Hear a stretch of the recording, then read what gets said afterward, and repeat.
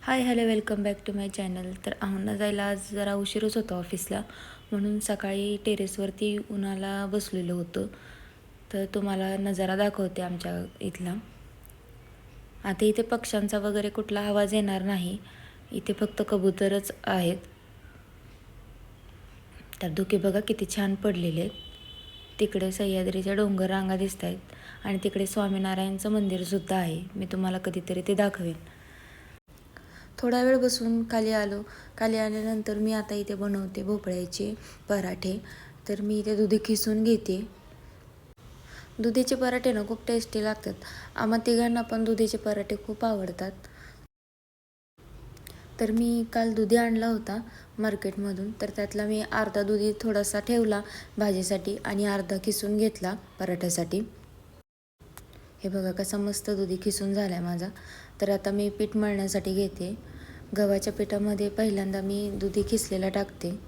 त्यानंतर कोथिंबीर, हळद, जरासं लाल तिखट, मी हिरव्या मिरचीचा वापर नाही करणार, धना पावडर, जिरा पावडर, थोडेसे अख्खे जिरे आणि 1 चमचाभर ओवा आणि 1 चमचाभर तीळ आणि चवीनुसार मीठ.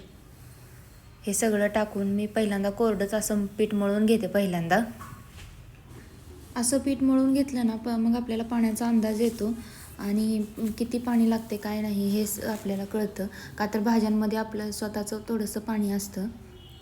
आता मी इथे थोडंसं पाणी टाकून पीठ मळून घेते. मला पीठ मळायला अंदाजे एक अर्धा ते 1 ग्लास पाणी लागला.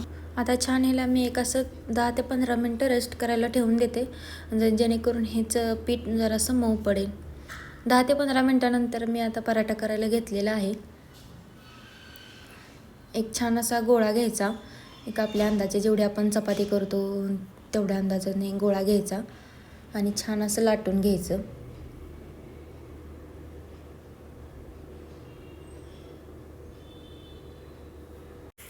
तर हा बघा अशा पद्धतीने माझा पहिला पराठा तयार झालेला आहे. मी याला तव्यावरती टाकून देते आता शेकण्यासाठी. तोपर्यंत लगेचच दुसरा पराठा तयार करायला घेते. आज नाश्त्यासाठी आणि टिफिनसाठी हाच मेनू होता.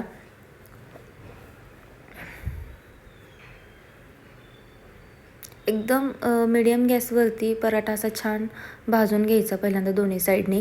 त्याला तेल किंवा तूप लावायचं. मी ते तेल लावते आणि नाश्त्यासाठी जे तयार करणार होते पराठे त्याला मी तूप लावणार होते, कारण टिफिनला तूप थोडंसं नंतर वेगळं लागतं आणि आता नाश्त्यासाठी गरम गरम तुपासोबत खाल्लेले पराठे वेगळे लागतात.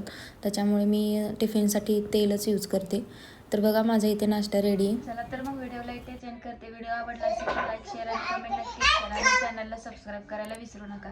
भेटूया नेक्स्ट व्हिडिओमध्ये. तोपर्यंत bye bye. Pilu bye bye म्हण. Bye bye.